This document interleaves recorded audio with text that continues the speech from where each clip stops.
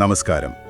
അജ്മലിന്റെ the border of A മൈൻഡ്.com എന്ന ബ്ലോഗിലെ എഴുത്തുകളെക്കുറിച്ചുള്ള നമ്മുടെ ചർച്ചാ പരമ്പരയിലേക്ക് വീണ്ടും സ്വാഗതം. നിങ്ങൾക്കറിയാമല്ലോ ദ ബോർഡർ ഓഫ് എ മൈൻഡ്.com.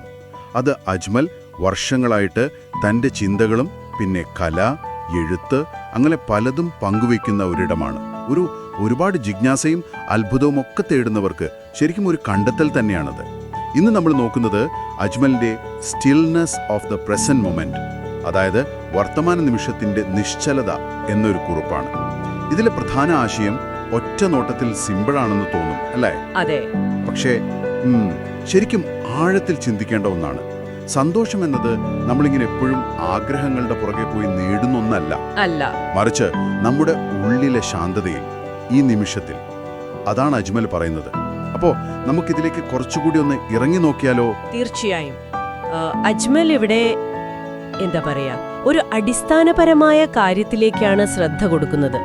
ഒരു വശത്ത് നമുക്ക് കൂടുതൽ വേണം, കൂടുതൽ നേടണം, അംഗീകാരം കിട്ടണം എന്നൊക്കെയുള്ള ഒരു തരം അടങ്ങാത്ത ആഗ്രഹം. ശരിയാണ്, മനുഷ്യ സഹജമാണത്. അതെ. മറുവശത്ത് നമ്മുടെ ഉള്ളിന്റെ ഉള്ളിൽ കണ്ടെത്തേണ്ട ചില ശാന്തമായ സത്യങ്ങൾ. അപ്പൊ ഈ രണ്ടും തമ്മിലുള്ള ഒരു വ്യത്യാസം. അജ്മൽ പറയുന്ന രസകരമായ കാര്യം എന്താണെന്ന് വെച്ചാൽ, ഈ നിരന്തരമായ ഓട്ടമുണ്ടല്ലോ, അത് നമ്മൾ ശരിക്കും തേടുന്ന ആ സന്തോഷത്തെ അങ്ങ് മറച്ചു വെക്കുകയാണ് ചെയ്യുന്നത് എന്നാണ്. ലക്ഷ്യങ്ങൾ വേണ്ട എന്നല്ല അദ്ദേഹം പറയുന്നത്, പക്ഷെ ആ ഓട്ടത്തിനിടയിൽ നഷ്ടപ്പെടുന്ന ഒരു ശാന്തതയുണ്ട്, അതിനെക്കുറിച്ചാണ് ഓർമ്മിപ്പിക്കുന്നത്. അതെ, ആ ഓട്ടത്തിനിടയിൽ നമ്മൾ ശ്രദ്ധിക്കാത്തൊരു കാര്യം, ഈ അനുഭവങ്ങൾക്കൊന്നും ഒരു സ്ഥിരതയില്ല എന്നുള്ളതാണ്. എല്ലാം ഇങ്ങനെ വന്നും പോയുമിരിക്കും. ശരിയാണ്, ക്ഷണികമാണ്. അപ്പോ സ്ഥിരമായ എന്തെങ്കിലും ഒന്നിൽ ഇങ്ങനെ പിടിച്ചു തൂങ്ങി നിൽക്കാൻ ശ്രമിക്കുന്നതിന് പകരം ഓരോ നിമിഷവും അത് കടന്നു പോകുമ്പോൾ പോലും അതിലൊരു ഭംഗിയുണ്ട്. അത് കാണാനാണ് അജ്മൽ പറയുന്നത്.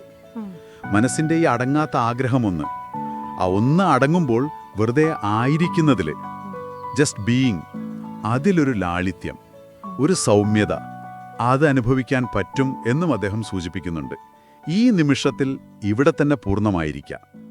ശരിയാണ്. ഈ ഒരു ആശയം അജ്മലിന്റെ സംതൃപ്തിയെക്കുറിച്ചുള്ള ഒരു കാഴ്ചപ്പാടില്ലേ, അതുമായിട്ട് ചേർത്ത് വായിക്കാം. സംതൃപ്തി എന്ന് പറഞ്ഞാൽ നമ്മൾ വിചാരിക്കും എല്ലാം കിട്ടിക്കഴിഞ്ഞിട്ട് അവസാനം കിട്ടുന്ന ഒന്നാണെന്ന്. അതെ അതെ, ഒരു ലക്ഷ്യം പോലെ. എന്നാൽ അജ്മൽ പറയുന്നത് അങ്ങനെയല്ല. നമുക്ക് ചുറ്റുമുള്ളതിലും നമ്മളിൽ തന്നെയും എപ്പോഴും ഒരു മതി എന്ന ബോധം തിരിച്ചറിയുന്നതിലാണ് കാര്യം. അതെപ്പോഴും അവിടെയുണ്ട്. നമ്മുടെ ചിന്തകൾക്കിടയിലുള്ള ചെറിയ ഇടവേളകളില്, തിരക്കില്ലാതെ എടുക്കുന്ന ഓരോ ശ്വാസത്തില്, അവിടെയൊക്കെ ഈ സംതൃപ്തി കണ്ടെത്താൻ പറ്റും എന്നാണ് അജ്മൽ പറയുന്നത്. ശാന്തമാവുമ്പോൾ പ്രപഞ്ചം നമ്മളോട് പതിയെ സംസാരിക്കുന്നത് പോലെ. അജ്മൽ പറയുന്ന ഒരു വിരോധാഭാസം, അതും വളരെ പ്രധാനപ്പെട്ടതാണല്ലേ?